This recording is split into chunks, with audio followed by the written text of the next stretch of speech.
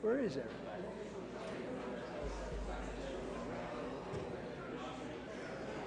There's Bruce. He just got out of bed. Look at his hair.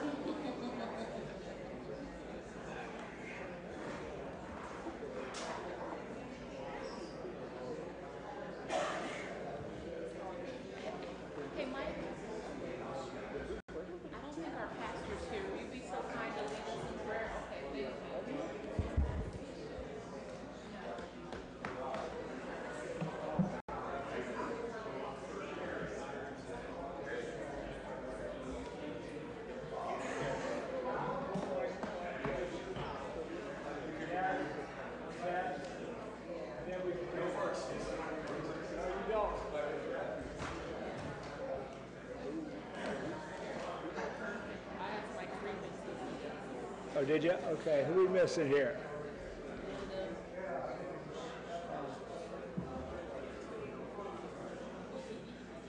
And she's late.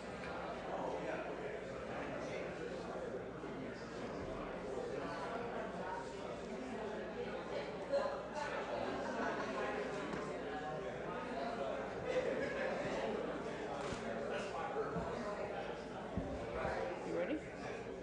I'm ready.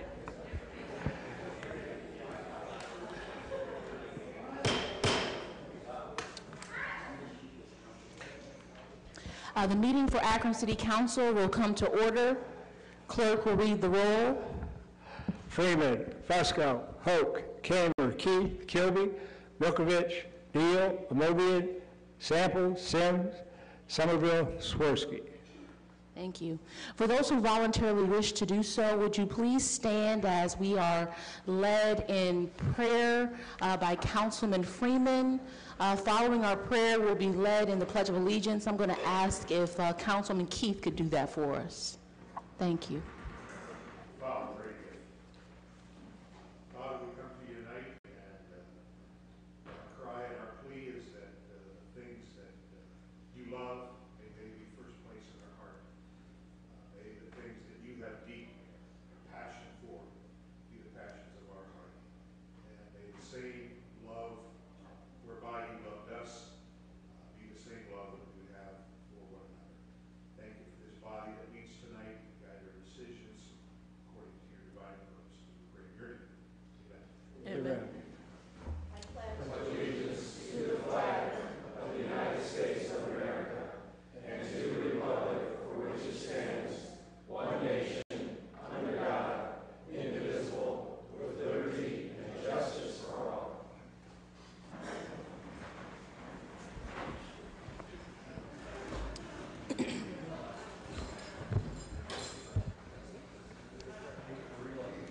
Clerk will read the minutes from our previously held meeting. Minutes from the July 30th, 2018. Council convened in regular session at 7 p.m. with President Somerville and the chair. All members were present except Samples, Swirsky. Minutes of the previous regular meeting were approved. Reading of petitions and communications, passage of the consent agenda, report of standing and special committees, passage and referral of new ordinances and resolutions, representation from various departments and divisions, public speaking period, no further business on a motion by Fusco. Council adjourned at 8:36 p.m. to reconvene in regular session on September 10th, 2018, or special call. Any corrections or additions? Motion to approve. Is there a second? Second. All in favor signify by saying aye. Aye. Any opposed? The ayes have it. Letters, petitions, and communications. There's quite a list here, so just bear with me. Petitions, communications for September 10th, 2018. Petition of 127 OH LLC, doing business as Bloom Medicinals LLC, for conditional use to establish a medical marijuana dispensary at 737 East North Street. File.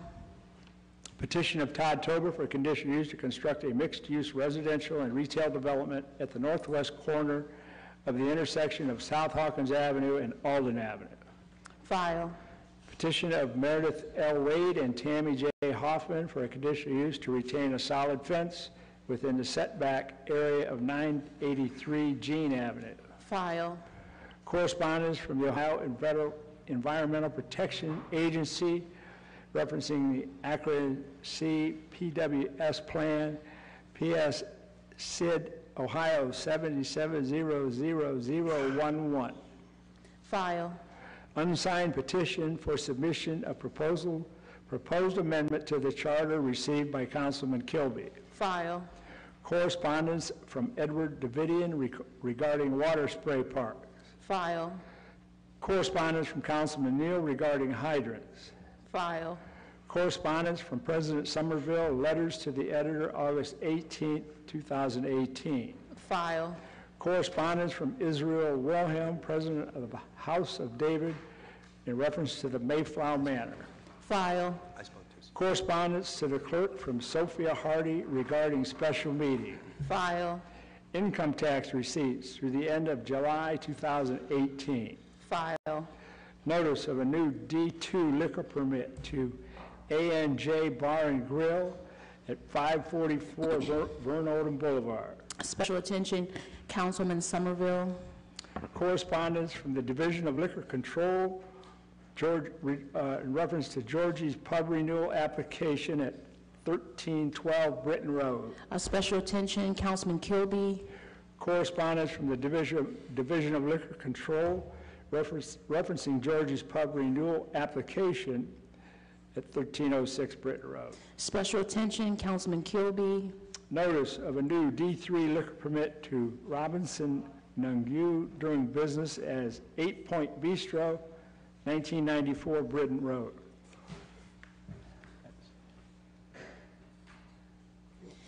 Special attention, Councilman Kilby. Correspondence from the Division of Liquor Control correcting an applicant's name on the previous liquor permit for 8 Point LLC, permit number 638, 1486, Ward 2. Special attention, Councilman Kilby. Notice of a new D5A liquor permit to the Riley Hotel Group LLC, doing business as Boutique Hotel 1, South Main Street. Special attention, Councilman Swirsky. Notice of a new D1, D3 liquor permit to Albert Harris LLC, doing business as the Marquis, 1201 East Market Street. Special attention, Councilman Milkovich. Correspondence, emails from the homeless charity regarding Tent City. File. Correspondence from Jason Segedy, Planning Director, in reference to the fiscal year 2018 continuum of care. File. Okay. You have before you the consent agenda. All in favor signify by saying aye. Aye. Any opposed? The ayes have it. Okay. We'll now move into our old business rules. Councilman Keith, Thank you, Madam Chairman. The committee requests time. time will be granted. Okay.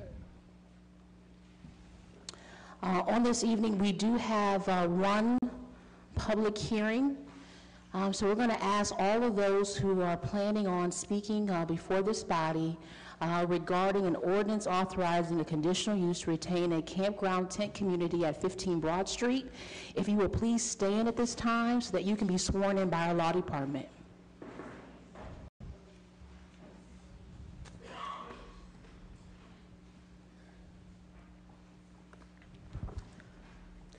If you plan to speak tonight, please stand, raise your right hand, and answer in the affirmative.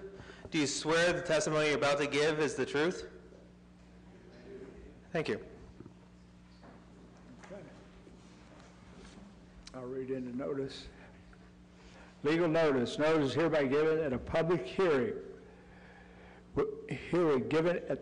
Notice is hereby given that a public hearing will be held by the Council of the City of Akron on Monday, September 10th, 2018, during the regular council meeting at 7 p.m. in council chambers, 166 South High Street, upon an ordinance authorizing a conditional use to retain a campground tent community at 15 Broad Street. Mr. Antonucci? Thank you, Madam President, members of council. Petitioner is requesting permission to retain a campground tent community at this location. The campground and tent community began operations in the rear of the property in the spring of 2017. Over the course of several months, the campground grew from a handful of tents to 44 tent sites by June of 2018. The tents extend northward to Kent Place and are sandwiched between a house, 3-story apartment building, and a commercial building. Proposed use has resulted in complaints from neighboring property owners concerning excessive noise, offensive smell, theft from neighboring properties, illegal drug activity, animals behaving aggressively toward neighbors, and increased trash and debris both on the site and on neighboring property. Annunciation Terrace at 25 Broad Street is adjacent to the property. While not visible from the street, the campground and tent community is highly visible to the eastern half of the 3-story apartment building. The management company has complained of negative economic impact due to the current use of the neighboring property as a campground. They are experiencing difficulty renting apartments due to the abutting land use.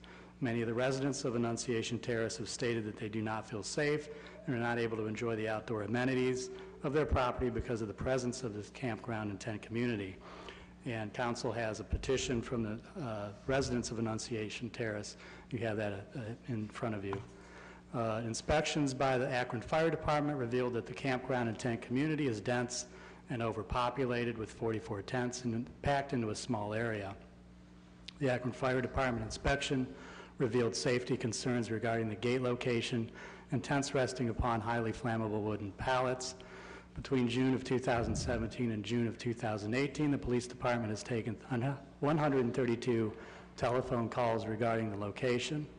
And you have fire and police reports in front of you as well. The presence of the campground and tent community in this residentially zoned area is not harmonious with the Land Use and Development Guide Plan objective of eliminating present and future conflicts of land use which are detrimental to residential neighborhoods. Furthermore, the use does not meet several of the general standards applicable to all conditional uses included in section 153.474 of the Akron Municipal Code of Ordinances. First, the proposed use must be harmonious with and in accordance with the general objectives of the city's comprehensive plan. One stated goal of the city's comprehensive plan or land use and development guide plan is to preserve and protect single-family residential neighborhoods. Allowing a campground in this single-family district is not harmonious with the goal of protecting single-family uses. Another goal of the plan is to improve the quality of housing of all residential areas. Tents are not a safe or healthy form of long-term housing. Furthermore, the proposed use must be designed, constructed, operated, and maintained so as to be harmonious and appropriate in appearance with the existing or intended character of the general vicinity and not change the essential character of the same area. Dozens of outdoor tents assembled in a campground or tent community configuration in a rear yard in a residentially zoned area adjacent to a single-family home in an apartment building which has a bird's eye view of the tents and other personal property on the lawn is not harmonious or appropriate in appearance with the existing or intended character of this residential neighborhood. Third, the proposed use must not be hazardous or disturbing to existing or future neighboring uses.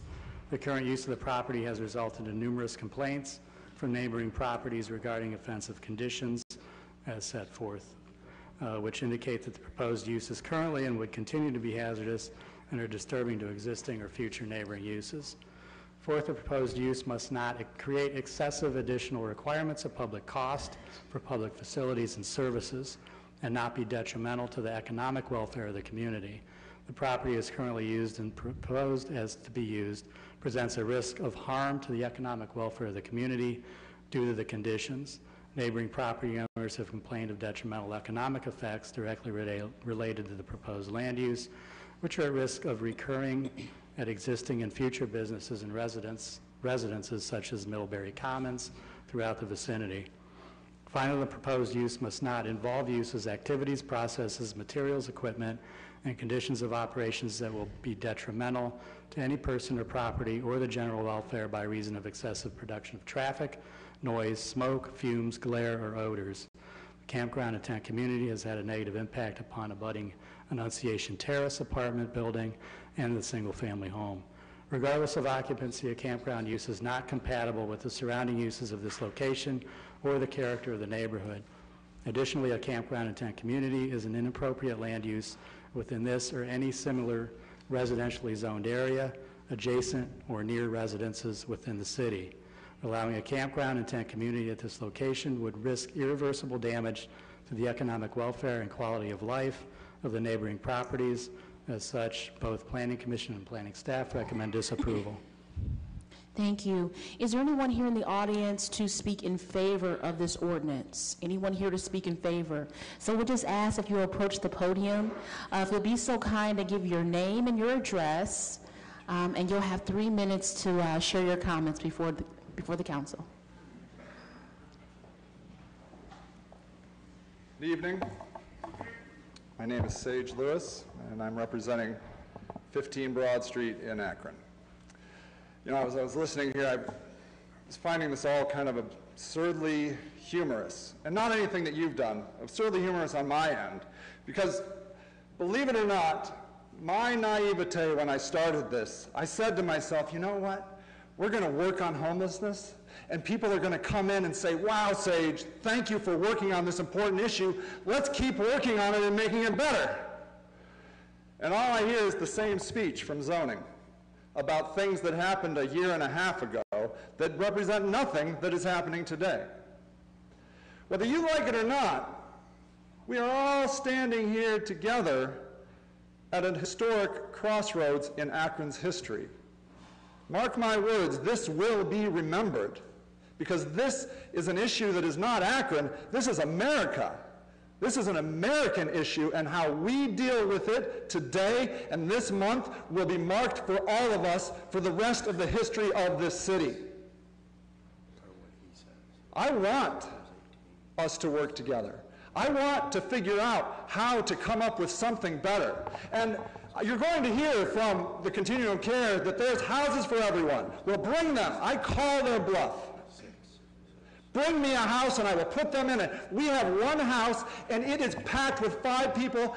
You will hear that there are people in that house right now that we have to kick out. It is like a life raft.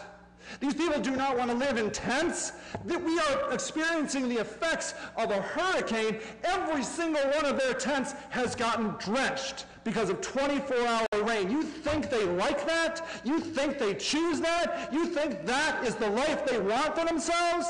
They are scurrying to the life raft of a single house we bought in our backyard. Get me more houses. Get me more buildings. Give us schools. Give us anything. We will fix this. We will work together. I am not here to put people in tents. That's not what I wanted. I am embarrassed by tents, but unfortunately, I am not a multimillionaire. I am doing what I can as an American for American citizens. That's what I want us all to do. Come up with a solution. Make this work. Be creative. Be Akron. Be what we're supposed to be, the great American city that we have been nominated and won multiple times. We have this in us. Ladies and gentlemen, let's solve the homeless solution, the homeless epidemic tonight. Thank you. Thank you. And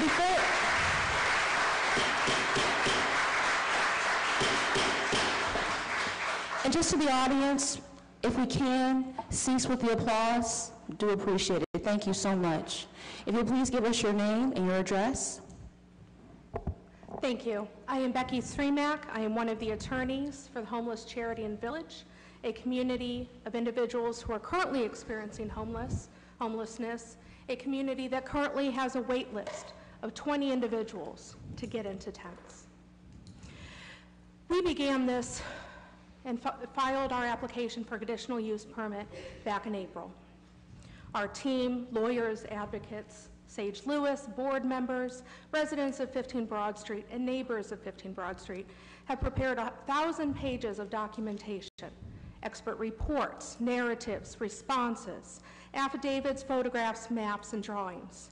We remained open and willing to talk to the city about how to resolve this issue, about how to move forward in a way that works for everyone. We've offered the services of our expert, a planning expert who is a former director of planning in Dayton, who has much experience in homelessness. He is willing to sit down with us, discuss density limitations, renewable conditional use permits, good neighbor agreements, and to partner with a continuum of care. We remain willing to work with the city. Nothing in the zoning code requires a denial.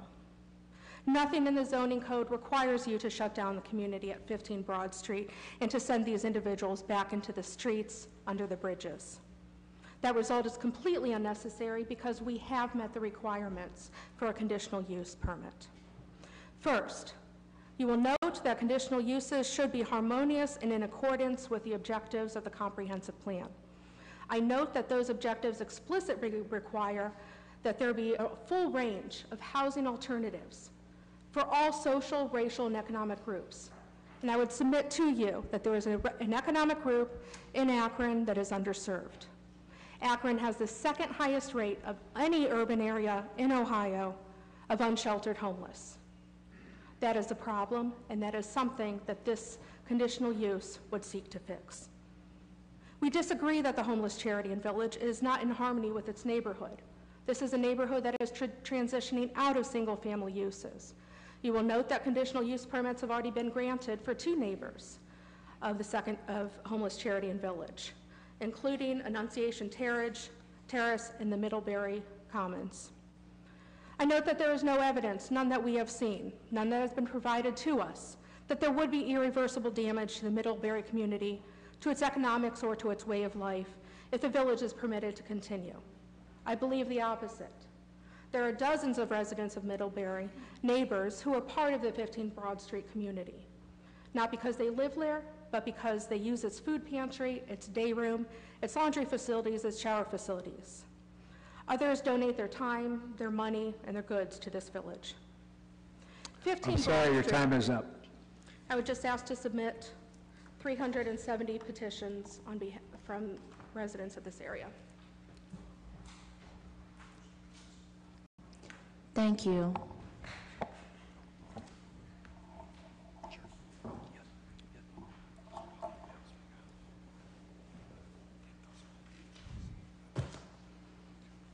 Go ahead. Yes. Good evening, President Somerville and members of the council. My name is Jeff Rose. I'm a senior attorney with the Institute for Justice. It is a public interest, nonprofit law firm specializing in property rights, among other areas of constitutional law. We represent Sage Lewis and the homeless charity. I'm from Austin, Texas. The Institute for Justice is based in metropolitan Washington, D.C., and we have offices across the country. So the thing I want to impress on the council is that this isn't just a matter of zoning policy. This decision has serious constitutional implications. As I mentioned earlier today, since ancient times, people have used their private property to shelter the neediest members of society when they need it. That is an ancient tradition that Sage is reproducing here in Akron at 15 Broad Street. The Ohio Constitution has among the very best protections for private property in the United States, and the courts of Ohio, including Ohio Supreme Court, have been resolute in enforcing those constitutional rights. If the city is going to abridge the rights of Mr. Lewis and the homeless charity and the residents, it needs a more compelling reason than has presented here. We are first a nation of liberty, and that liberty should be respected. Now, if there were existing alternatives that were available, or if there were hypothetical and realistic non-existing alternatives right now that Sage could implement or others, they would. He wouldn't be full and have a waiting list. The homeless have voted with their feet. They have come to 15 Broad Street and they stay there. And the reason why is that they fear the shelter system and they are not able to have the sense of community and the resources that have coalesced miraculously at 15 Broad Street. Now, I'm not offering these remarks glibly. I recognize that this is a serious challenge. I understand that it is difficult to balance competing interests in this context. But it is also true that nobody really wants to be around the homeless. They don't want to live by them, they don't want to see them, they don't want to interact with them. And part of what is driving this zoning decision is to render the homeless invisible once again. The great offense of 15 Broad Street is they brought the homeless together and made them visible, and nobody likes that. Whatever abstract interest the city is trying to advance in recommending no for the conditional use application, they are dwarfed by the concrete harms that the residents will suffer if they are cast once again into the streets. So I most respectfully urge the council to approve the conditional use permit. If the council believes that additional conditions are necessary to go forward with the tents while the transition is made, we're receptive to that. Thank you. Thank you.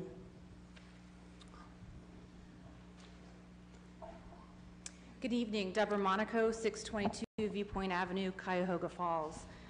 I love Akron, and I choose to be here. I chose to locate a business at 15 Broad Street, got to know Sage better, joined the Homeless Charity Board, and now serve as the president. There are 4 things I would like to bring to your attention this evening. The first is that the Homeless Charity in Village is a project in evolution, and things that you may have read in the media or heard here earlier this evening are no longer accurate. And there's not a one-size-fits-all solution to homelessness. And what we've done is taken the time to educate ourselves, learn what makes them tick, what makes them homeless, what are they looking forward to next, what can we do for them. And it's a very unique approach, and something is working about what we're doing for the reasons you've heard before. The second is that we do have an open dialogue with the city at this time. Phase 1 of the Homeless Charity was tents. Phase 2 is indoors. We have had a number of conversations. We have a document that's in evolution right now that we have promised that we will provide to the city by the end of this week, detailing what efforts we are able to undertake to move folks indoors, particularly relevant now that the winter months are coming. The third thing I'd like you to know is that there has been a groundswell of public support. Partly you have become aware of, I'm sure, through the emails that you've received over the past several days. But there's more to it. There's donations, there's food, people dropping by, there's words of support, and most recently a donation that will enable us to acquire a piece of property, a house, to move folks into. So the plan is in fact moving forward as we speak. The fourth thing I'd like to make you aware of is that 1,000-page record that Becky referenced. It was emailed to everyone. It is full of information. And so in terms of my asks for you here tonight, my first would be that you read it. People have gone to a lot of trouble to make this case. This isn't something that the Homeless Charity has taken lightly, haven't blown off the city, haven't disregarded instructions. Information has been gathered to make the case for what is being asked for. The second is, if you haven't already, visit Broad Street, 15 Broad. It tells a different story. If I'd never gone there myself, I'm not sure that I would have believed what you've heard and what you can read in that 1,000-page record. It is unique, and it's working, and we should allow private people on private land with private money to continue to do this work. Shouldn't be penalized and told to go away or jump through hoops. Like, let more of this happen in Akron. That would be amazing. The third is to give us a yes vote, whether that's tonight, whether it's with conditions as we continue to work with the city, whether it's to hold off on even making a vote after you hear what's been said tonight. Thank you. Thank you. Hello, my name is Gary Mikes. I'm the Executive Director of Houses for the Homeless. I live at 85 Kent Place. I'm a product of the village. Sage Lewis has inspired me to become my own entrepreneur, to stand on my own 2 feet to help others. We partnered with the Homeless Charity and Village. We've gotten our first house, 5-bedroom house. We have 5 people in it. You know what's so bad about it? It's still under construction. So City of Akron, if you're telling us that these people don't want housing, that's a lie, okay? They've helped out so much. July 1st, I just got custody of my son. Now, if that's not enough, we're asking Akron to help us with this planning. Get together, let's have a meeting. Let's come up with a solution for this. Totally. We're not gonna ever get rid of 100% of homeless people, people that are on the streets, But you know what? If we just help 1% of the people that are on the streets, the ones that really want housing, that want that change, that want that second chance, why can't we give that to them? Why can't we give forgiveness to those that have changed, that have bettered themselves?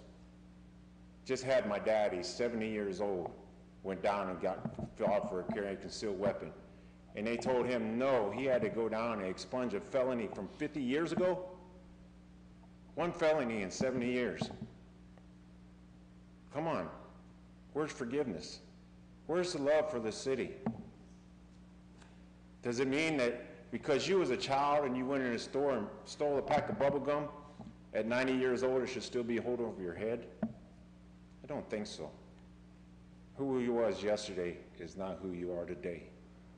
And what we're asking is for the city of Akron to take lead or even just come in partnership with us to find a solution to help others more than just sweep them under the rug. We're not housekeepers here. These are city councilmen. These are people that are supposed to lead the city. What is your business plan to help with this crisis in our city? We just ask just for a little more love and affection for our people. Thank you. Thank you. Hi, my name's Brenda, and I volunteer down at the homeless charity.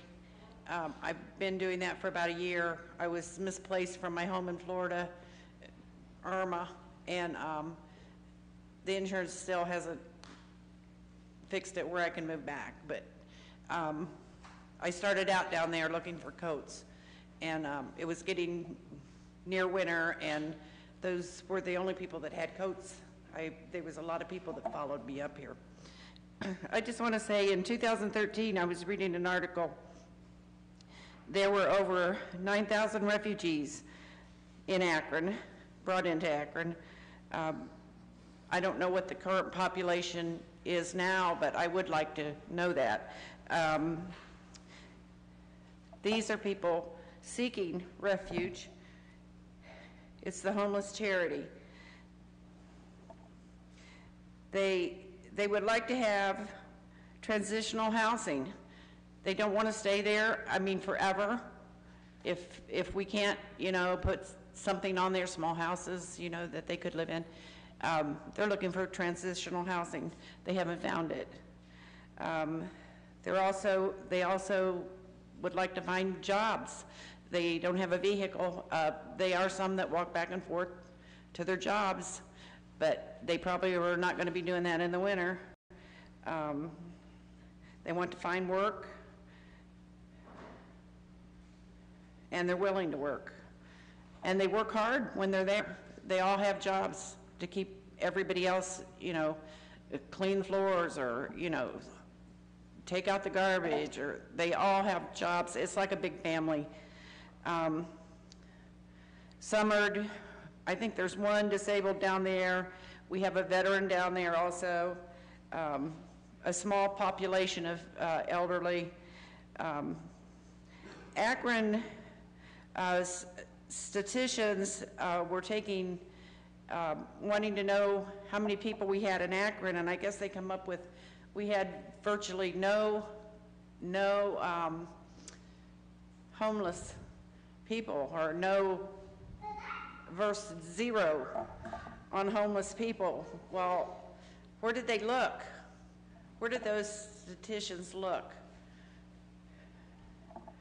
Not in the woods, not anywhere that people would go.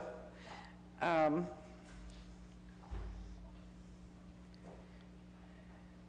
as I said, they do have one veteran. They are, I understood, and this is a positive thing for Akron and maybe even more homeless people, they are going to put a veteran center up for women and children.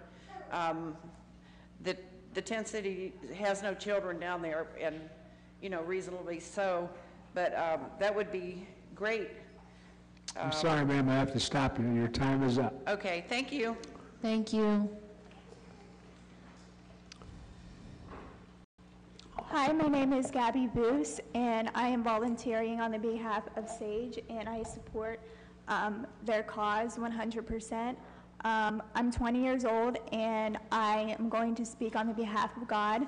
I left religion, and I've searched God myself, and so everything that I'm saying, I'm praying that Holy Spirit will lead me and direct me, and that He will guide me. I find this very ironic because on the day that we die, we all are going to stand before a perfect, righteous judge, whether we're going to go to heaven or whether we're going to go to hell, and He is going to put us all on trial. Everything that we're doing right now, this is how it's going to be in heaven, when the perfect, righteous, pure judge is going to judge us for our actions, for our thoughts, and I can guarantee you that once He says, "Depart from me, I never knew you, you workers of iniquity," because you didn't feed me, you didn't clothe me, you didn't shelter me, you didn't care for the homeless. And to this day, right now, He will bring this back to memory. I can promise you this, that He will bring this specific memory and say, you know, you didn't clothe me. If you sweep the tent city under the rug and bypass them and do nothing at all, He will not be very happy. What did Jesus do? He humbled Himself. He left heaven to come down as a homeless man to care for the poor, to forgive the people who were adulterous, to forgive people for their sins. It's all about forgiveness.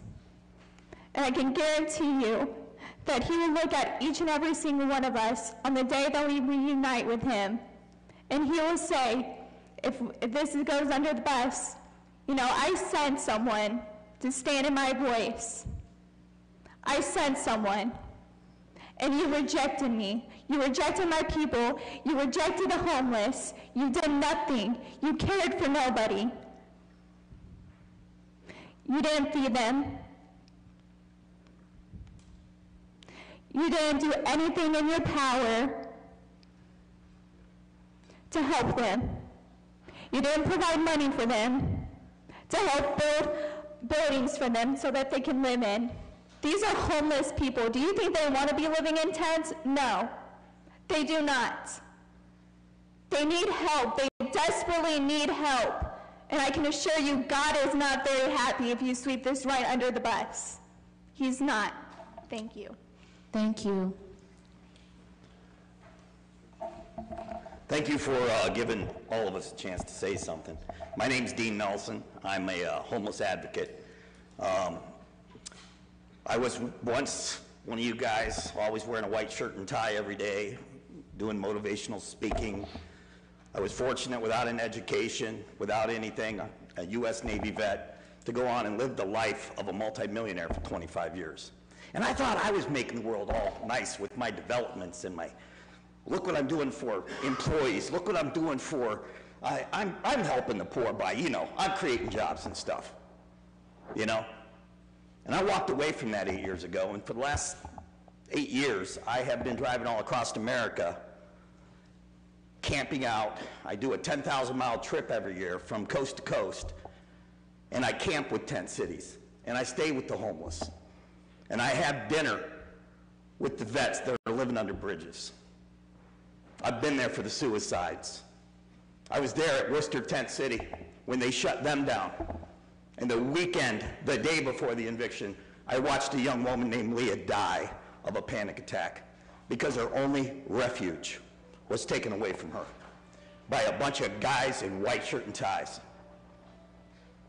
Now I'm going to tell you something. I hope this council really considers, you know, there's a story in the Bible, I think his name was Lazarus. Now we don't know the name of the rich guy that lived in a rich neighborhood, because he didn't matter. Lazarus did. And you know what? You hear a lot of things I hear out on the street now when I hear about people. Did you see where they dropped that beggar off in our neighborhood? Did you know when you read that story about Lazarus, he was actually, it says in the Bible, he was dropped off at the rich man's gate at his house. And Jesus actually praised both Lazarus and I guess the person who dropped him off every day. And Lazarus was lucky to try to beg for a few crumbs from that rich man's neighborhood. And I'm sure the neighborhood was up in a roar. I'm sure that rich man was getting irritated. They're putting this guy in my neighborhood. They're lowering the value of my house. But you know, Jesus doesn't care about your house. He don't care about how nice your yard is.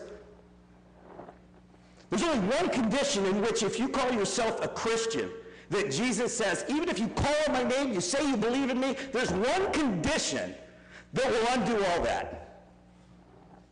By denying a stranger. By denying a poor person. Now, you know what? When I was a rich guy with a 15,000 square foot house I built on my 40-acre compound, 7 kids, I've been married 40 years now, we didn't have the homeless over for Thanksgiving and Christmas. But you come to my house now, and on Thanksgiving, you will find my house and my children eating with strangers. You will find my children spending Christmas with some homeless people that are there as a guest so they can be reminded what Christmas was like again. Now you have this amazing place that are helping these people, and you're going to say no to them.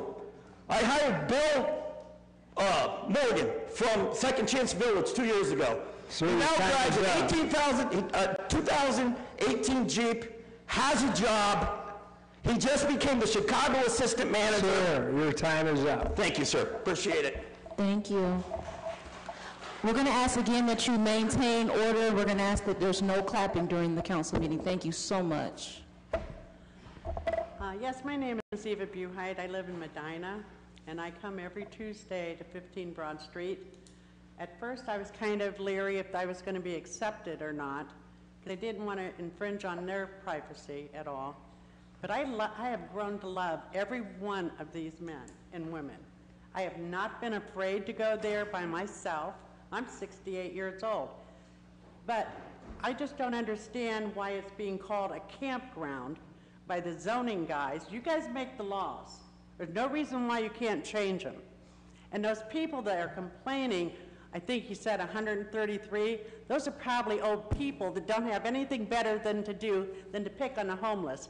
That's subsidized housing.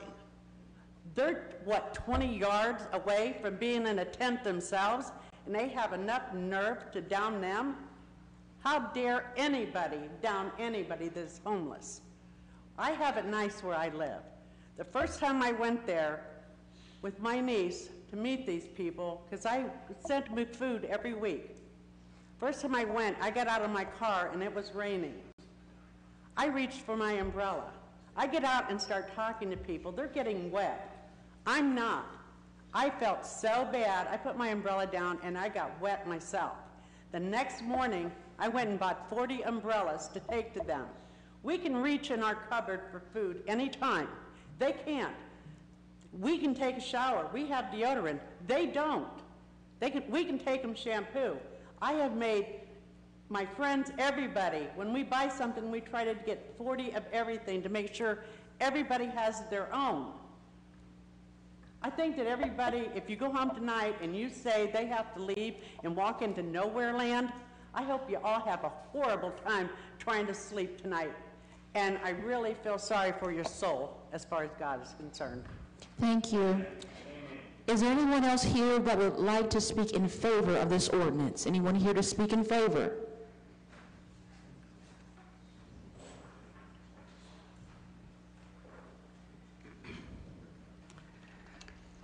John Beatty, B-E-A-T-Y, 2047 Wyndham Road. Madam Chairperson and members of the council, I've been praying to God for the words to say. Some of these folks preach a lot better than I do, even though I wear a collar.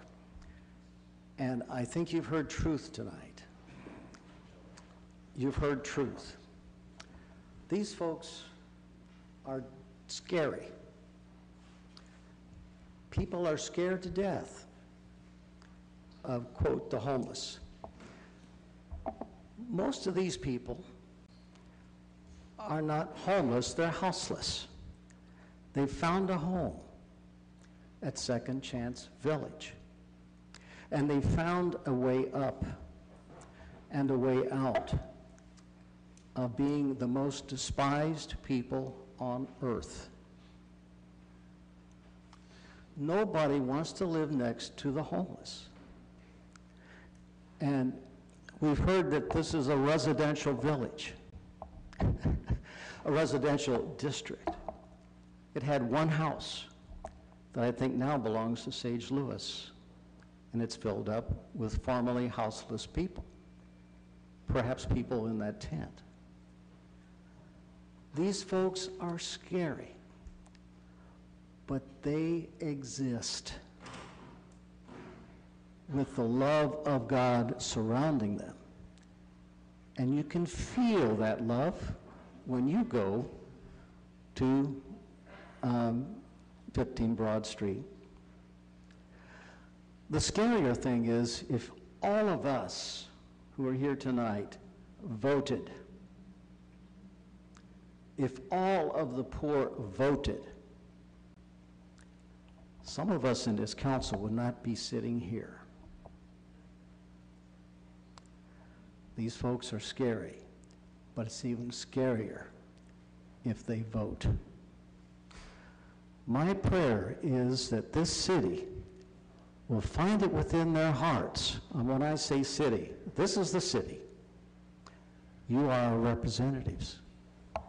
If you will find it in your hearts to give as much tax relief as you've given to the rich with disposable income,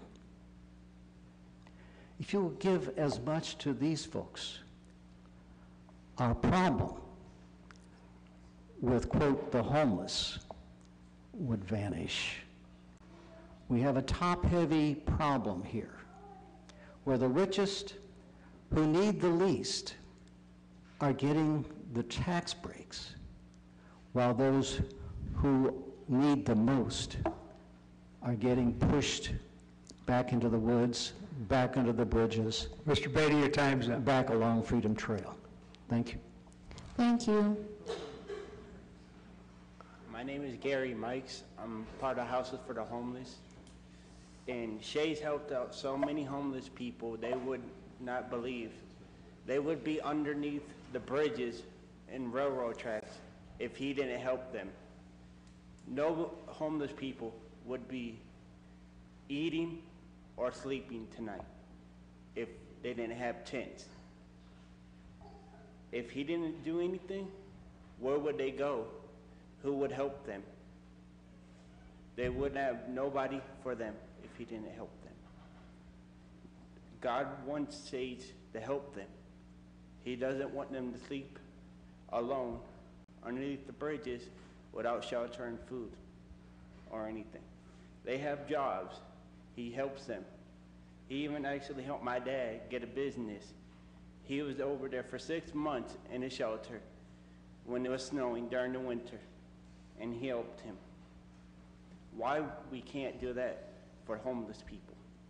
Why are you trying to do that if he's trying to help them? I came up here July 1st, had nowhere to go. Sage opened his arms to me and helped me. Thank you, Sage. And they felt like a family to me, like I never had. Why are you trying to do this if he's trying to build a bond with these people and trying to help them? He loves everybody. He loves his own wife and kids. His wife helped everybody too.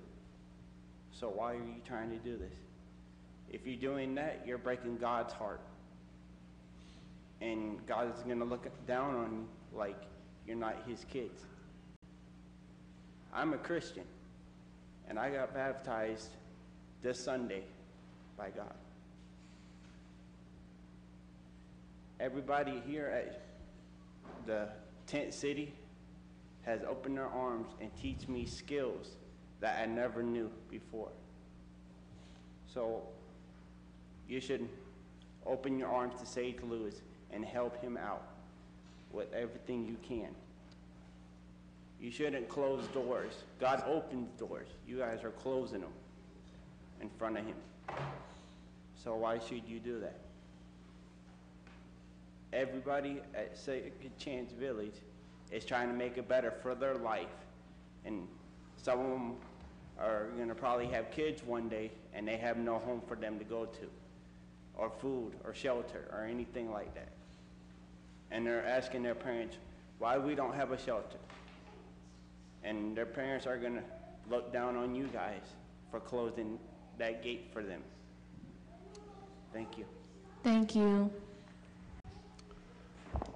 Hi, my name is Barbara Boyle. I have worked in Akron for over 20 years. I got the chance to move here last year, and Akron is a great city. You have all these progressive things.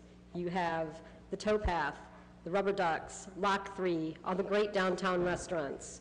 You have the Bowery project going. You have the grant you got from the Knight Foundation to do the Innerbelt Forest. And the old ways aren't working. You can't just turn these people away and sweep it under the rug because the problem is not going to go away. A progressive city would work with the private citizens like Sage Lewis to find a problem and to allow new ideas, try something new. And I think it would be great if other cities in this country looked to Akron to be a leader. Because if you close this tent city down, that is not what a progressive city does. Thank you. Thank you. Is there anyone else here to speak in favor of this ordinance? Anyone else here to speak in favor? We're going to ask that you please approach the podium. Hello, my name is Jennifer Wallace. I am actually, I'm from Akron. I'm very associated with Mr. Mikes here. I work as a case manager for a nonprofit in Akron, a very large nonprofit in Akron, and Mike came through our job readiness program and completed. And one of the difficulties that we had was to try and find him somewhere to live. Sorry. He had been already homeless. He wanted to work. Great personality, fantastic person, and we could not help him. Calling 211 just did not work. When you call 211, you are given a waiting list. You are given a very long waiting list. They will refer you to other resources who also give you a waiting list. So when it comes to housing individuals as a case manager, which is my job, to help eliminate barriers so that these individuals can find jobs and be sustainable, housing is a very difficult barrier. As you may know, if you do not have housing, you probably don't have your driver's license or your ID or your social security card or your birth certificate, because at some point in time it has been moved, it has been lost, or it's been torn, stolen, what have you. So now we have another barrier to deal with. So not only does this person not have a place to live, but they don't have identification. If you don't have a birth certificate, you cannot get an ID. If you don't have an ID, you cannot get a birth certificate. If you don't have a birth certificate and an ID, you cannot get a social security card. So now what do I do as a case manager to help our citizens of Summit County find housing, job placement, and be sustainable? Luckily, I'm able to call Sage. I called Mr. Mikes on Friday for an individual that called me at 4:30 to say she is homeless. They have condemned her home and has no place to go. Called Gary, and she was housed within an hour. Thank you. Thank you. Hello, I'm Alexa Smith, and I'm from Archbishop Hoban. I'm only 16, and I'm spending my Monday night here instead of doing homework because this is what's important. I don't have any credentials, but I have compassion, and I have a heart. And Archbishop Hoban, we have a thing called Project Hope, where we come every Wednesday and we distribute food around the community to all the homeless. And our last stop is always Tent City, where we give them everything we have, everything we have left. And we always sit down and we talk to everyone. and we hear about stories.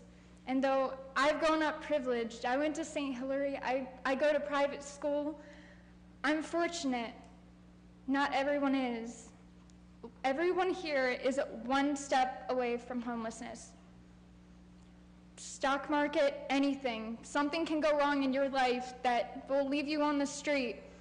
And I know this, and I'm 16, and I don't have a degree, but I just think it's crazy how this is even up for debate, because there are people here, people just like you and I, and they need houses. They need a way to live. They need people to care. They need people to step in their shoes and see how they see. Because I've never been homeless, but I could be, and I would wish for someone to stand up for me. And though my generation is known as the generation always on their phones, always on Netflix, always doing something else, we're out here.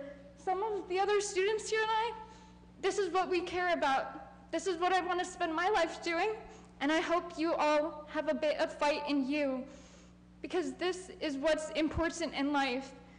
We need people to step up and make a change, because change only happens when you step out of your comfort zone. And to step out of your comfort zone means you have to interact with people who you haven't always known, just like how we go out on Project Hope every week. People at Tent City are the nicest people that I've ever met. They're nicer than people at my high school who are supposed to be fortunate and nice and follow core values and everything like that. They know how to be there for you, and this is your chance to be there for them, because we're all human, and you just need to have compassion and a heart, just like everyone else. So thank you. Thank you. Is there anyone else that would like to speak in favor of this ordinance? We're going to ask that you please approach the podium.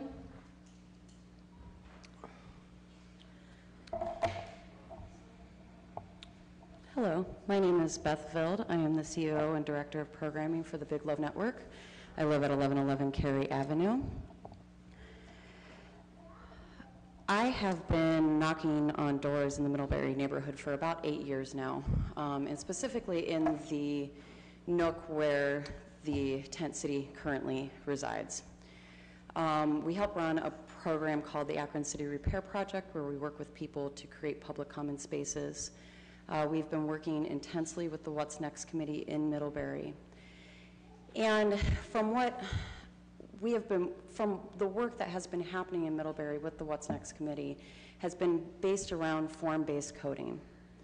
Instead of having just a prescribed, this is how our neighborhood should look, method to zoning and coding, Middlebury has been working really hard to diversify the way that we look at the neighborhood. In the 8 years that I've been knocking on doors in Middlebury, homelessness has always been right there on every street corner. Nobody that lives in Middlebury can deny that homelessness is a real issue. And the shelters haven't provided housing for these people, as I'm sure if you talk to Western Reserve, they would tell you about how they kick people out along the Freedom Trail all the time that live in these tent cities. We know that it's a reality. There are many cities across the United States that are having creative solutions, such as tiny homes and other mixed-use abilities, in order to find a solution to this. We have a great opportunity in Akron to lead here instead of just following what we would normally do. We know our zoning codes are broken.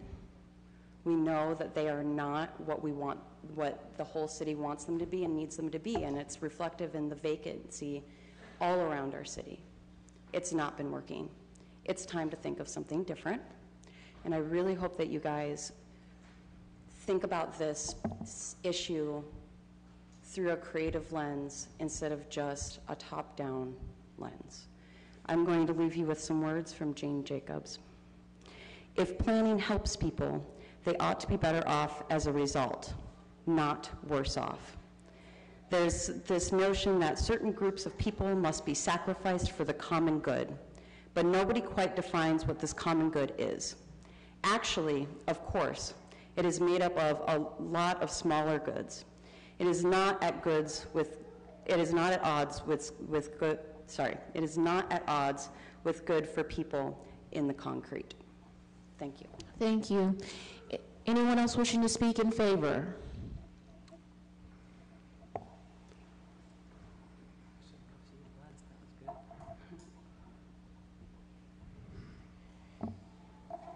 Yes, my name is Dolores Paik, and I live at 15 Broad Street.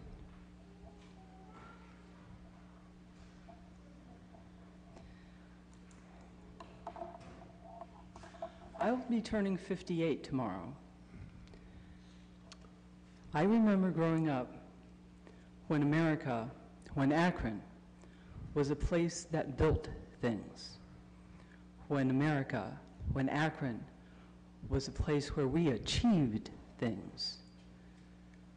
Where Akron made a contribution to the nation and to the world. My father worked under contract for NASA and for the Defense Department. I grew up down the road from Stan Hewitt. I was raised with a great sense of the rich history of Akron, tempered with knowledge and talk about the unionization, about the riots, about the things that I saw as strengths when I was joining clubs that were run by companies here. And my father rode side by side with a man who made tires, as my grandfather did. Tonight's vote comes down to an issue of choosing between substance and appearance. You can take all the legal reasons you want and use that to close down the residential part of the homeless charity and village. Certainly, there is legal precedent you can stand on. You can send us all back to the woods, to the rivers. You can send the middle class back into their gilded cages. But the substance of the problem that plagued this city and so many in America will not have changed. The substance of the potential for this to be a turning point for mental health and physical health and economic robustness and diversity. Akron was the beginning of AA. I had to move to Columbus to find that out. No one spoke of it in 1960. No one spoke of it in 1970 because it was still hush-hush, Alcoholics Anonymous.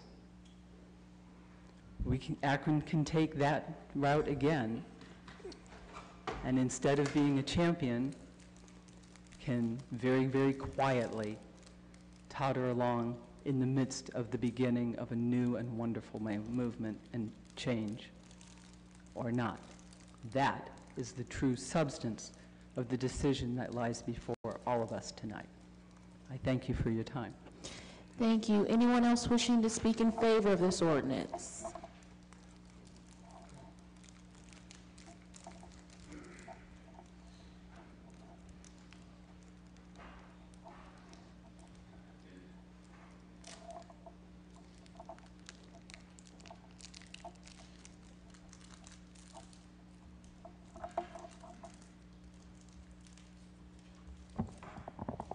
Hello, my name is Aaron Reed. I'm on the board of a charity group called Association of the Wicked. Don't worry, it's just a secular charity group name. It's ironic. We do charity work all over our communities. We have an Akron chapter, but the Cleveland chapter was recently down at the homeless charity, even yesterday and today. My wife teaches at an educational daycare that's right around the corner from the homeless charity. My little girl plays in the playground that's just down the street from the homeless charity, and she's the one making a little noise. I apologize. But she stopped down with us to donate food on the way here today. And I guess the point is that this place is not dangerous. These people are not scary. These people, what I've seen there and what they're doing there is a beautiful thing. They're giving these people a sense of community. They work together, they do jobs, they clean, they cook, they help one another, and they're not a danger to the community. I trust my 3-year-old little girl down there. Please trust that they are safe and doing a beautiful service to this community by providing the homeless a community. Thank you. Thank you. Anyone else here in the audience to speak in favor of this ordinance? Anyone else to speak in favor? Seeing none, is there anyone here in the audience to speak against this ordinance?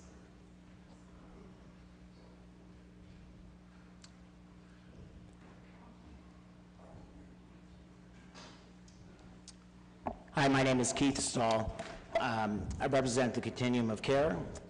First of all, I want to thank everyone that's come here tonight to speak and to support SAGE. SAGE does do a lot of amazing things, and it takes a lot of courage to come here and tell your story and to speak. So I really do truly appreciate that.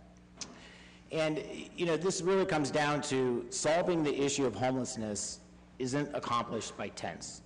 Tents is not the answer. Endorsing policy that makes it okay for people to be homeless is regressive policy. And that's really what the issue here is. We need to create more positive policy around developing housing resources. When I've come here before to develop housing resources, there have been plenty of people on council fighting me on the development of housing for people that are homeless. We need comprehensive policy, but part of that policy cannot be the okay of tents. Tents are not part of the homeless solution. Thank you. Thank you. Is there anyone else here to speak against? Madam President, and may it please the council, I want to echo the sentiments. I'm personally moved by many of the things I've heard here tonight. My name is Jonathan Stonebreaker. I'm General Manager of Wallach Communities. We are the managing agent for Annunciation Terrace. On behalf of the property owner and the residents of Annunciation Terrace and my company, we rise in opposition to the application. Our corporate mission is to develop and manage housing for the less affluent within the communities we operate. We have to balance this with the fiduciary responsibility that we have to guarantee the quiet enjoyment and a safe living environment for the residents of Annunciation Village, and to protect the long-term viability of the project for the community owner. Wallach Communities stands ready to lend its expertise to any conversation, to participate in any forum, to provide whatever aid it can to combat houselessness, thank you, Father, and the associated challenges that it brings. I yield the balance of my time. Thank you. Thank you. Anyone else here in the audience to speak against? Anyone here to speak against? Seeing and hearing none, we will close our public hearing. Councilman Fusco. Yes, President Somerville, thank you. I'd like to pull the committee to refer this item. Amobian? Kamer? Neal? Swirsky? Thank you. The report of the committee is to refer this item, meaning take time to consider it. Thank you. This item will be referred. Councilman Fusco, what's your pleasure on the rest of the agenda? Time on the balance of the agenda. Time will be granted. We will now move into our new legislation, budget and finance. 1 second, Madam President.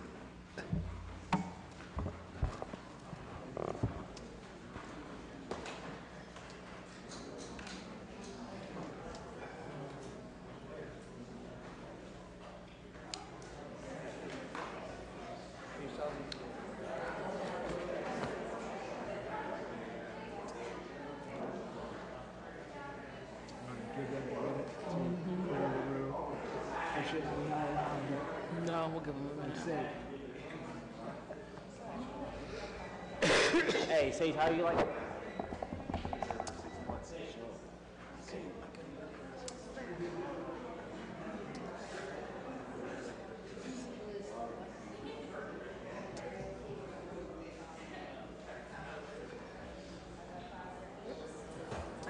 sign in any, I did not sign in either.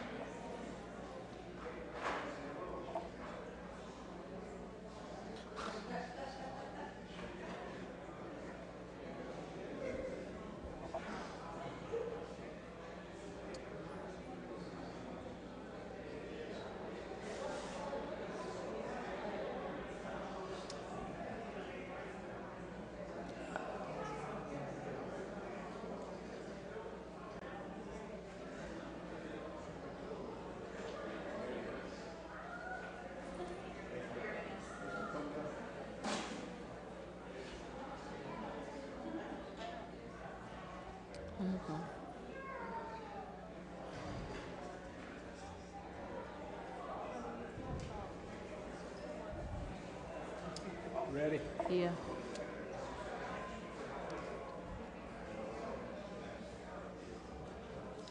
Switch it.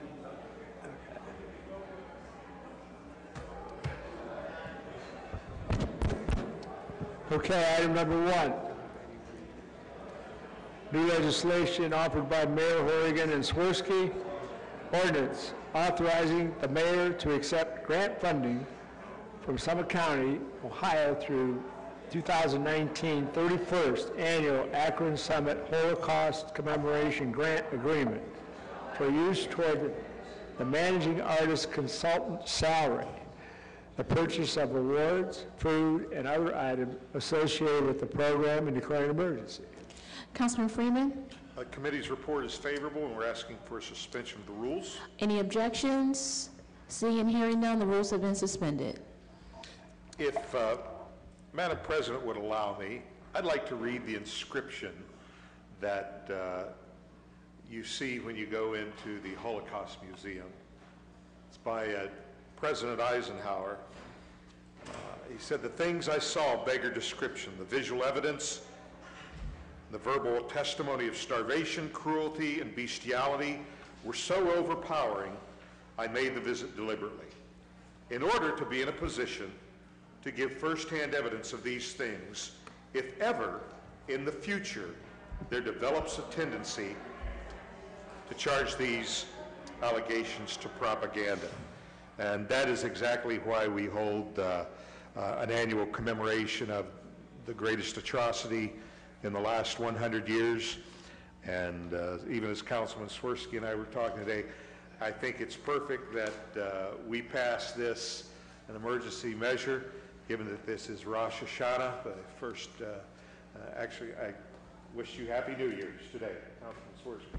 I'll just say Lashona Tova. Amen. All right. But with that, we would ask for its passage. This will allow us to receive $5,000 from the county for the Holocaust commemoration. Okay, thank you. The rules have been suspended. The committee's report is favorable. All in favor signify by saying aye. Aye. Any opposed? The ayes have it. Roll call and final passage. Freeman, Fusco, Hope, Kamer, Keith, Kilby, Milkovich, Neal, Amobian, Samples, Sims, Somerville, Swirsky. Item number 2, offered by Freeman, ordinance approving the recommendation of certain tax incentive review councils and regarding the continuation, modification, and/or cancellation of tax increment financing agreements in the city of Akron and declaring an emergency. Councilman Freeman? Consent? This item will be placed on the consent agenda. Item number 3, offered by Freeman, ordinance authorizing the issuance of a bond of the city in a principal amount not to exceed $10 million for the sale of the Water Pollution Control Loan Fund of the state of Ohio to finance the cost of improvements to the city's wastewater system, pledging certain revenues from the city's wastewater system on a subordinated basis to secure the payment of the principal and of the interest on the bond, and authorizing the execution and delivery of the bond, the trust agreement, and other documents, and are taking other actions related to the issuance and sale of the bond and declaring an emergency. Councilman Freeman. This item will allow us to have a 45-year bond as opposed to a 20-year bond, thereby kind of reducing some of the pain just on one generation and allowing some of that to pass on to another generation who will indeed be using the sewer system. And we ask that this be placed on the consent agenda. Thank you. This item will be placed on the consent agenda. Okay, item number 5, offered by Fusco. Ordinance authorizing conditional use to establish a medical marijuana dispensary at 46 South Summit Street and declaring an emergency. Councilman Fusco. Refer. This item will be referred. Item number 6, offered by Fusco. Ordinance ratifying the mayor's application to the Summit County Land Reutilization Corporation, otherwise known as the Land Bank, seeking grant funds for demolition of the rubber bowl, authorizing the mayor to accept the grant from the Land Bank for the demolition of the rubber bowl, authorizing the expenditure of grant funds and declaring an emergency. Councilman Fusco. For the committee is favorable, and we ask for a suspension of the rules. Any objections? Seeing and hearing none, the rules have been suspended.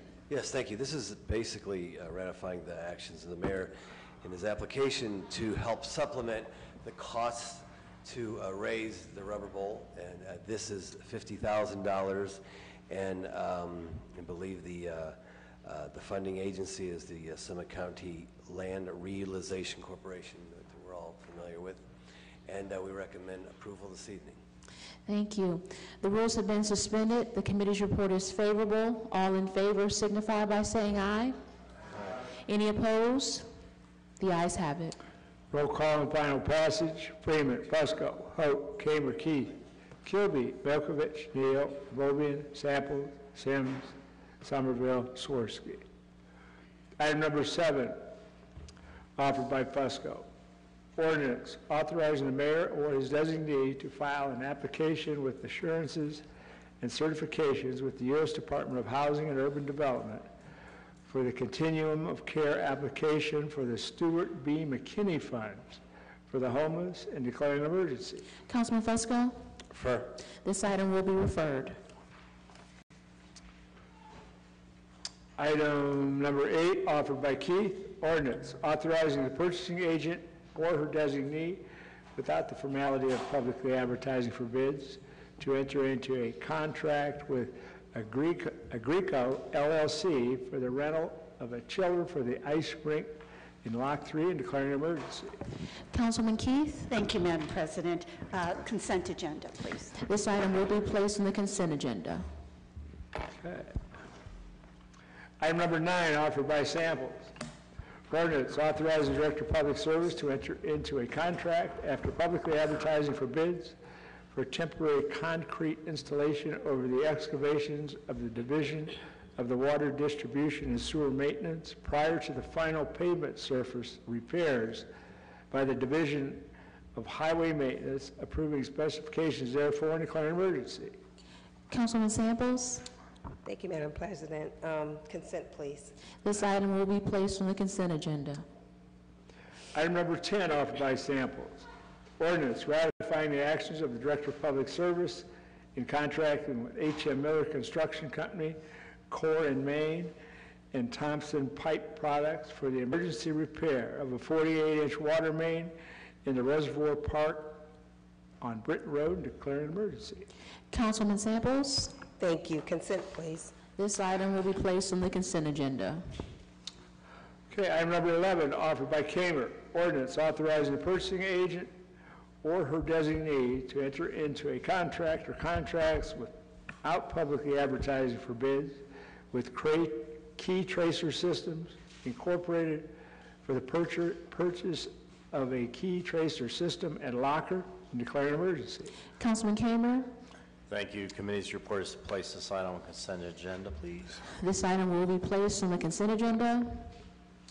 Item number 12, offered by Kamer. Ordinance authorizing the mayor or his designee to apply for and accept, if awarded, the 2018 Justice Assistance Grant administered through the United States Department of Justice Bureau of Justice assistance designed to provide law enforcement agencies with the flexibility to prioritize and utilize justice funds where they are needed most in declaring an emergency. Councilman Kamer. Thank you. Committee's report is to place this item on consent agenda, please. This item will be placed on the consent agenda. Item 13, offered by Kamer. Ordinance authorizing the mayor or his designee to accept an assistance to the firefighters grant from the Department of Homeland Security and the Federal Emergency Management Agency that was awarded to the City of Akron Department of Public Safety Fire Division, authorizing the mayor or his designee to enter into agreements to purchase the equipment requested with the grant and declare an emergency. Councilman Kamer. Thank you. Committee's report is suspension of the rules. Any objections? Seeing and hearing none, the rules have been suspended. Thank you. Basically, this is to provide the fire department with a lot of equipment here, power cots, loader systems that will do majority of the patient lifting, AED systems that will be placed in the fire engines, and a self-rescue rope that will allow firefighters to bail out of upper floor windows and much more. Thanks. Thank you. The rules have been suspended. The committee's report is favorable. All in favor signify by saying aye. Any opposed? The ayes have it. Roll call and final passage. Freeman, Fusco, Hope, Kamer, Keith, Kilby, Milkovich, Neal, Amobian, Sample, Sims, Somerville, Swirsky. Item number 14, offered by Neal, ordinance authorizing reauthorizing the My Neighborhood Our Akron City Council grant agreement program through which neighborhood-based organizations in each ward are eligible for small grants in total amount not to exceed $4,000 per ward. Authorizing the Director of the Department of Neighborhood Assistance to enter into grant agreements with neighborhood-based organizations to carry out the purposes of the program and declare an emergency. Councilman Neal. Madam Chair, the committee's request is consent agenda. Thank you. This item will be placed on the consent agenda. We will now go to the portion of our meeting that we refer to as our public comment period. If you wish to speak to this council during this time, you may approach the podium. We're going to ask that you please sign in, state your full name, spell your last name, and give us your address. You will have 3 minutes to speak to this body. Speakers are reminded that this is an official meeting. Remarks should be kept respectful and germane to council business. Speakers should refrain from making any personal attacks. Anyone who breaches decorum will be ruled out of order and may be removed from council chambers. I guess I'll go first then. Name is Willie Smith. Last name is spelled S-M-I-T-H. I live at 225 Chittenden.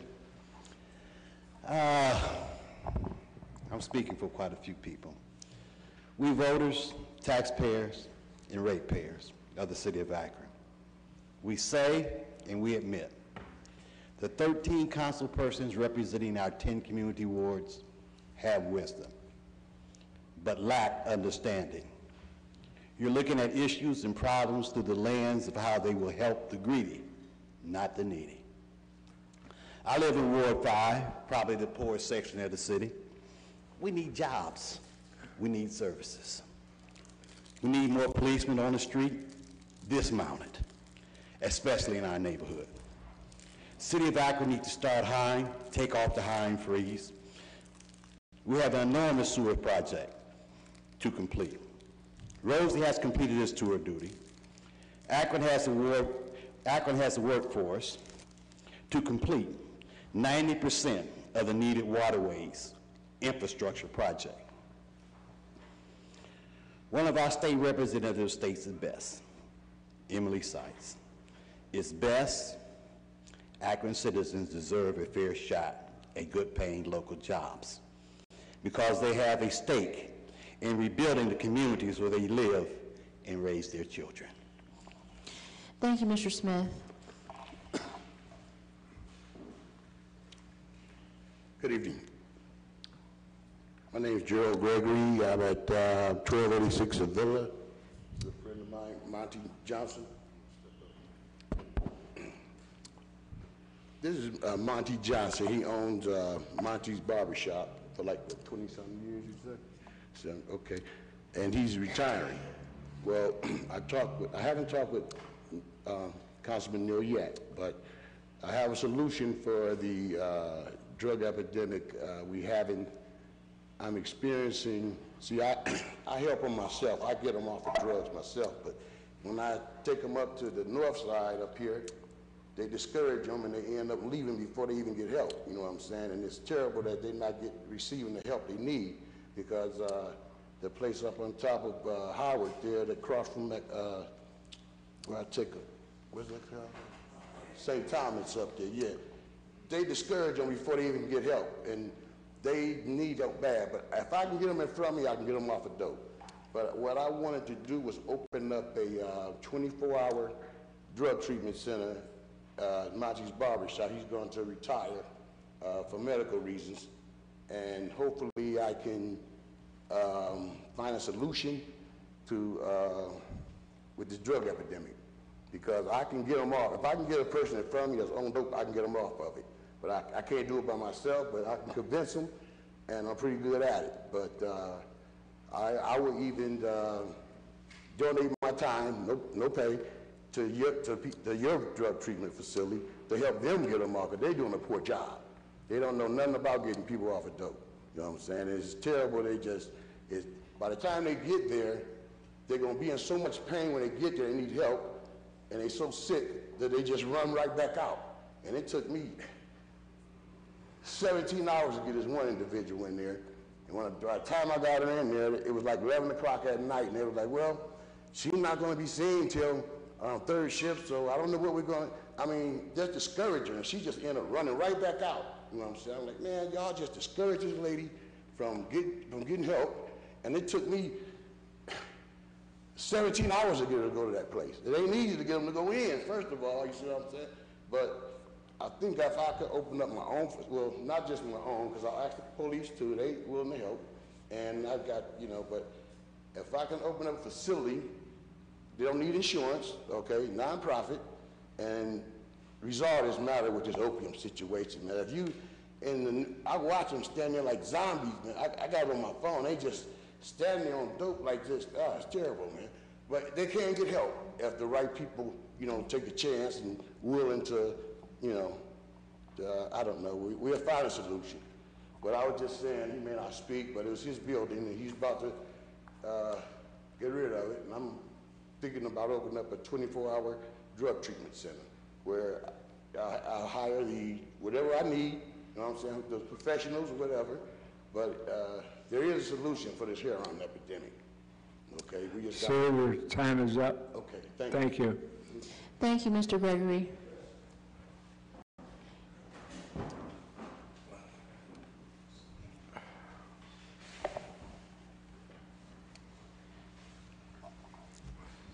My name is Steve Nome, 1928 6th Street, Cuyahoga Falls. I saw an article in the August 26th Beacon Journal, Bob Dyer's column. Woman calls Polar Express price hikes mighty cold. And then in the smaller words, angry Norton resident accuses Scenic Railroad of gouging her group. She is a member of the Norton City School Foundation, which provides college scholarships to high school students, and their primary fundraiser has been the Cuyahoga Valley Scenic Railroad Polar Express. For years, the railroad offered local organizations opportunity to buy entire cars at discounted prices, and then the organization sold the discounted tickets at a profit. And it said from 2011 to 2016, the price rose 26%, 2016 to 17, 4.5%, 2017 to 2018, 21%. And when I read this, I thought of the city of Akron retirees insurance. We didn't go up 21%, we went up 40 times in 1 year. That's a tremendous increase. Now, and they said, the railroad said even though it's been going on for years, they did not expect these organizations to resell the discounted tickets. It was against their policy. And it made me think again of the city saying, well, spouses were given supplemental insurance from the city, not primary insurance, even though we have documentation that says the city said spouses could use the money or use insurance as primary. And I know that no action's going to happen until the court rules on it, and to the best of my knowledge, the court hasn't ruled on it. If they have, tell me I'm wasting my time. But in the meantime, I'm a retiree and other retirees. We want the city to reconsider the cost of providing health insurance to retiree spouses under 65 years old at an affordable price, not thousands of dollars. It was $30 a month last year. To go up to nearly $1,200 or more in a year, that's incredible. We just need a price that's an increase, but it's not an overwhelming increase. It's something that we could actually manage. So when the court decision comes out, I really wish you'd reconsider, whether they rule against the city or in favor of the city, I really wish you would reconsider this. Thank you, Mr. Noem. Is there anyone else wishing to speak during our public comment period? Okay, seeing none, we will close our public comment period, move into our committee assignments. Rules, Councilman Keith. Budget and Finance, Councilman Freeman. Planning, Councilman Fusco. Public Service, Councilman Keith.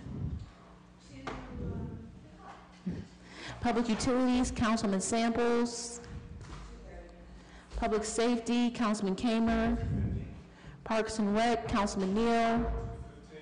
Housing, Councilman Kilby. Health and Social Services, Councilman Amobian. Economic Development, Councilman Sims. Green Committee, Councilman Swirsky. 1 o'clock. Is there anything else coming before council? Councilman Neal? Thank you, Madam Chair. I just wanted to remind folks on council that the administration is encouraging citizens to fill out the Park and Recreation Survey. They sent things out in the water bill. That's akron.gov with the /survey. I want to encourage citizens to fill that out, please. Members of council, we will have some discussions during the Park and Recreation Committee meetings coming up to look at what we can do in regards to that survey portion. I want to encourage everyone to please take a look at the insert that was in the Akron water bill. And for each ward councilman, I want you to please identify the events that are in your ward. Identify the events that are in your ward so that we can see how we're equitably distributing recreational events throughout the city. And then I just wanted to, we're getting ready to come up on another budget where we'll start looking at our operational budget.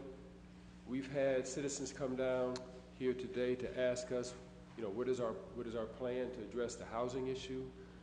Mr. Noem has come regularly to ask us about the healthcare issue.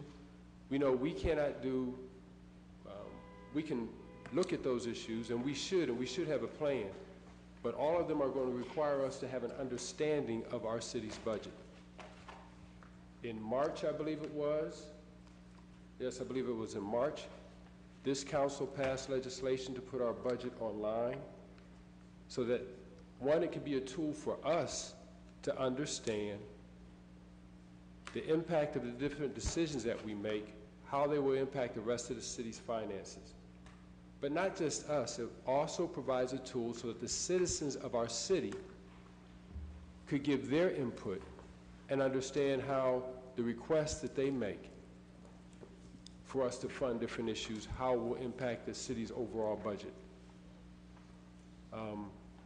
With all the decisions we have standing before us, I'm hoping that by next Monday, we can identify how we're going to putting the city's budget online. We've had much discussion, but as we have already proven, when there is something that is of extreme importance to a segment of this city's leadership, be it council or administration, folks rally to make things happen. We've set a precedent, and I think we need to take that same charge when it comes to the requests that have been made to us today, be it the housing, be it the health care. We need to show a sense of urgency, and that first starts with us understanding our city's finances. So, Madam Chair, I'm requesting that by next Monday, if we need to go into a committee as a whole, that council identifies how we're going to fund this so that, one, for 30 days it can be free. So we need to go ahead and get the 30 days up so that it can be free, so that council can be educated. I will be sending out an email tonight.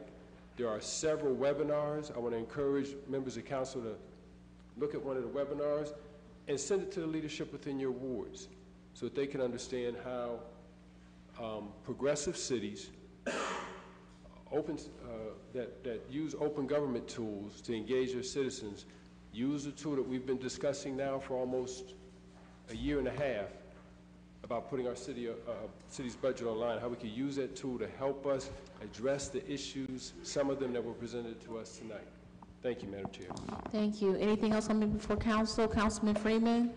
We have a festival this coming Friday in Kenmore. Friday, Saturday, Sunday. No thrill rides. It's all really for younger kids. And I'd like to invite everybody out. Thank you. Thank you. Councilwoman Samples? Thank you, Madam Chair.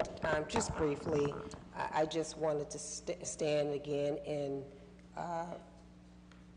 relay my support for Second Chance Village, or Homeless Charity now, and all the work that they are doing down there. I know many of us have visited there.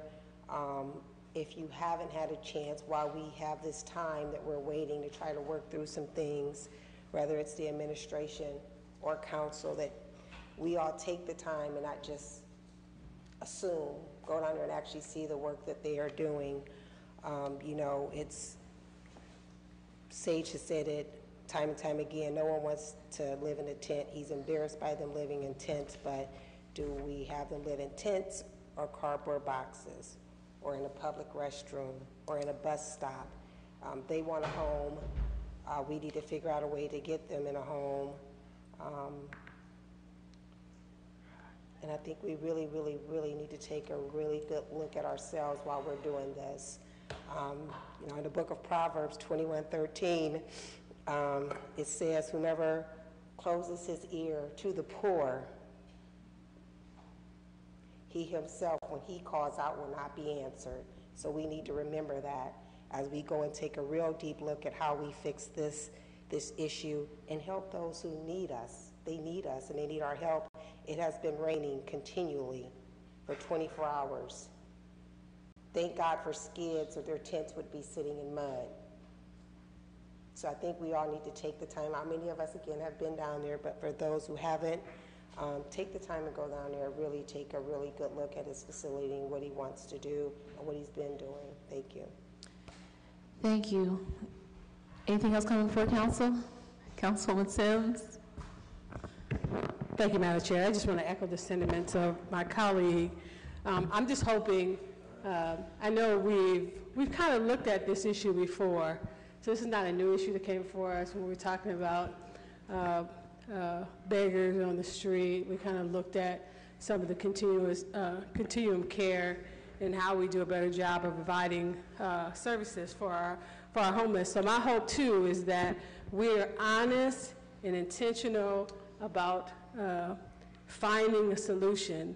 You know, today was just a marvelous day for the city, that we had people, Akron Cares, and that we use that slogan, but to see just the age difference in people who have means and people without means coming to stand to say that they're their brother's keeper is a phenomenal thing. One of the things I pledged to do when I sought this seat, that I would work to build one city where every person would find place. I think that I do too believe that we're at a watershed moment in our city, And, you know, things have changed. This is not the day of my youth where just having a place to stay was enough. But having a home to stay where you feel supported. I know it's just not something that we can do because we intellectually know some things or we have experience. It's so important that we're working with people who are not necessarily accustomed to just a customary way of doing business, and that we're intentional about that. So I'm just so greatly appreciative of the folks who came out today. I'm certainly appreciative of the work that Mr. Lewis has done. I too have been there on numerous occasions and have contributed what I could when I could, and I appreciate the work that they do there. So thank you to this body for taking time because I believe it was necessary. Thank you. Thank you. Any objections? Meeting adjourned. This concludes the live broadcast of Akron City Council. Mario Somerville, President of Council, presiding. Bam.